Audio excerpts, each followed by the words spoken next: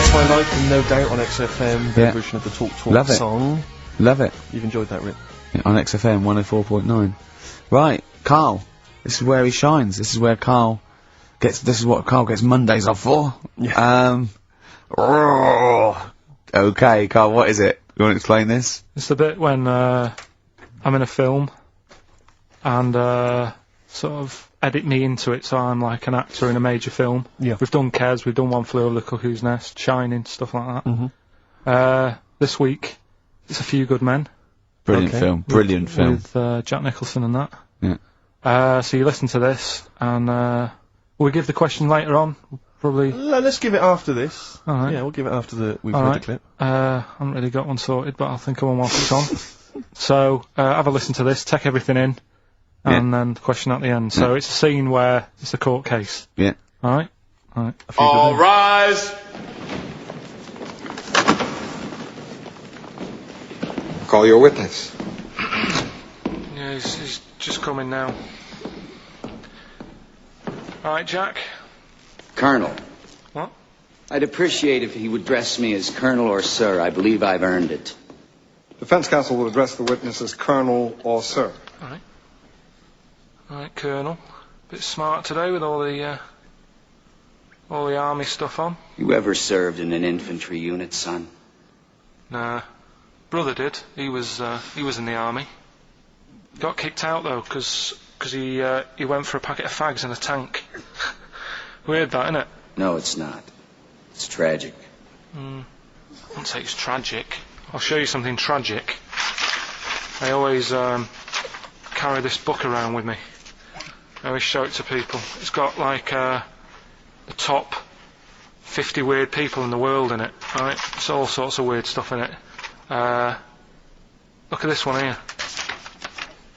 It's a fella, right? He's got 2 heads. And the weird thing is, right, is the top 50 weird people in the world. He's at number 50, he's got 2 heads. Right? Makes you wonder what's going to be at number 1, doesn't it? Are these really the questions that I was called here to answer? No, but look at it. Imagine if you were his mate. You wouldn't get a word in edgeways, would you? If you Maybe he didn't have any friends. Probably right, they say, don't they? They say 2's company, 3's a crowd, so... Please tell me that you have something more, Lieutenant. Yeah, I got loads more. For this fella at number 36, look at him. 3 legs. Little fella with 3 legs, right?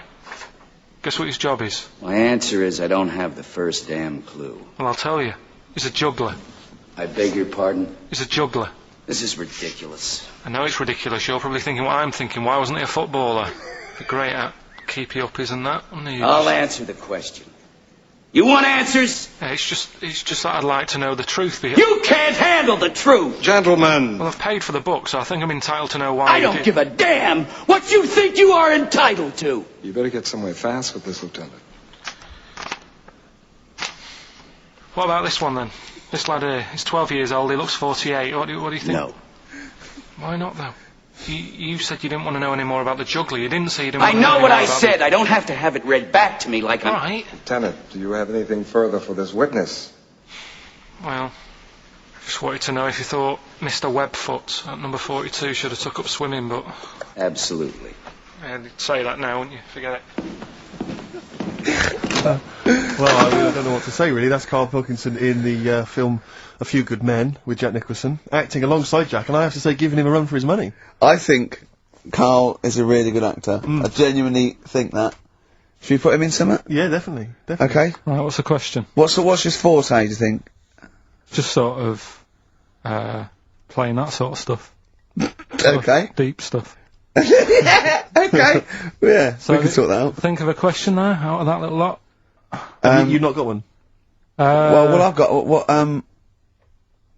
who was at number 36, whatever it was. What was it? Dunno. Let's... Who was at number 50? Who was at number 50? Yeah, alright then. Okay. Yeah, who's number... what... Yeah. Well, yeah, what was odd about the guy who was at number 50 in the 50 weirdest people list? And just text in 83XFM and put your address on there as well and that. What Brilliant. prizes are there, Carl? Loads of stuff. Yeah. Let me just have a quick look. Oh, that's actually not bad. There's Lord of the Rings on there. Michael Palin's Around the World in 80 Days. If you've not had a chance to see that yet, it's been repeated about 80 times. Look Around You, which is an excellent show. That's really funny if you've not seen that. There's some other good stuff. That's not too bad. And also the relatively poor stand-up DVD, Ricky Gervais's live Animals show, which is mediocre. Can't give him away. Yeah. All right. And yeah, you can win all those prizes if you can answer which question again?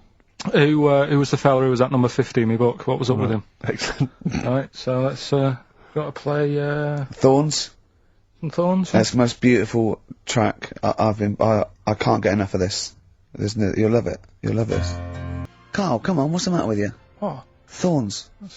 No Blue Sky. Beautiful, isn't it? And that great track. It's alright, yeah. Just had an email, yeah. That woman who opened the Office script could have her head cut off. Apparently. When a letter is posted, it becomes the property of the Queen until it reaches the person it was meant for. By opening it, she's committed treason and could be killed. I don't know if you're familiar with this story, Carl, are you? Go on. Apparently, some copies of the Office Christmas specials, scripts, got sent to the wrong address. Some woman. And, instead, I mean, I don't know what you do in that situation. Normally, if I get mail that's not addressed to me, I just give it to the postman or put it back in the postbox. Radio 1 tried to speak to her, but apparently she's got a gagging order, which makes us think that she sold it to the Sunday, so we'll read it. We'll read the plot of The Office tomorrow in the Sunday papers, which ruin it for some people. Ruin it for a lot of people, yeah. But the other thing is, I mean, if it was sent to her, obviously her name wasn't on it. If that's true, in which case, I think that's quite a serious offence, isn't it? I would hope so. I mean, I would hope that, yeah, if I sent something in an envelope, it was... But the BBC, the BBC, thinks that because the person they said it was meant to be sent to got his, he thinks maybe that's an excuse. Maybe someone gave her the script and said, don't say it came from me. Yeah. So, I don't know, maybe she's protected someone, I don't know. Yeah, well, I mean, if that is well, either way, don't sell it to a newspaper. Well, yeah. It's just the kind of mercenary nature of it that I loathe, you know, it's the fact that it's only just now, makes me wonder if she had it there lying around in her house and someone said to her, well, why don't you go to the papers? Yeah. Try and flog it. But I just don't think I don't think she's gonna get a lot for it, because people are gonna see it soon. It's not like it's the Hitler Diaries. Well, they're not very well written. But, I mean, I don't know. I tell you what I'm frustrated by, is just the fact that it's like we've worked hard to give people some kind of pleasure for this Christmas, you know, because a lot of people are very depressed, Rick, very low at this time of year, they've not got what they wanted. But we're trying to cheer them up, give them a bit of happiness. Yeah, but I think she'll be happy if she gets a lot of money. True. I don't know. I think it's just tacky, really. It's like, well, I just say, if you're a fan of the show and you don't want to know what happens, then don't read the Sundays tomorrow, or at least avoid it when it says, we tell you what happens. But the papers might not ruin it. The papers might go, we've got them, but we're not going to ruin it for people. That'd be a nice gesture. Ideal. But, I don't know. All I can say is, it's a good job that I send out the prizes. Because that Michael Palin, Around the World in 80 Days, will be going to the person who won it. Yeah. And if someone else receives it, they better not try and, do you know what I mean, keep it. It should go to the winner. Yeah, exactly. That is a very good point. So, be warned. Don't open things that weren't addressed to you. Yeah. Pandora's box. There's some sort of lesson there. Yeah. What happened? All the evils of the world, wasn't it? Pretty much. What? Yeah. Oh, don't try and explain brilliant. it to Carl. No, Pandora's box. Go on. Well, told not to open it, opened it, released all the evils that are in the world now. But did the person say if you open it, loads of evil will come out? It's not true. It's not true. It didn't really happen. It's not like evolution. It's not the truth. But you remember that? Yeah, you won't listen to some of my stuff. Like goldfish and stuff. No, it's not that we don't listen to it. It's that you would pass off how all the evils in the world got here. Because on Ananova it would be, Pandora opens box! Actually, speaking of headlines. Oh, here we go. Okay, look, yeah, imagine if Pilkington was on News at 10, okay? We should just explain, you cannot be bothered to read an entire news story. You get everything you need from a headline, don't you? Well, I think it's enough. I think if they did... Well, let's see if this is enough. Let's see if Trent MacDonald just read this on the News at 10, it'd be short and you get back to the football, whatever. Yeah, there we go. And here is the News at 2:15 with Karl Pilkington. Bong! Man who walks backwards around lake falls in. Bong! Chinese woman eats dirt. Bong! Man lives in rubbish dump for 10 years. Brilliant. Bong. Czech family says they've got a rabbit with 3 knobs. Right? Right. Done. Sorry, can you just read a little bit more of the Czech family with 3 knobs?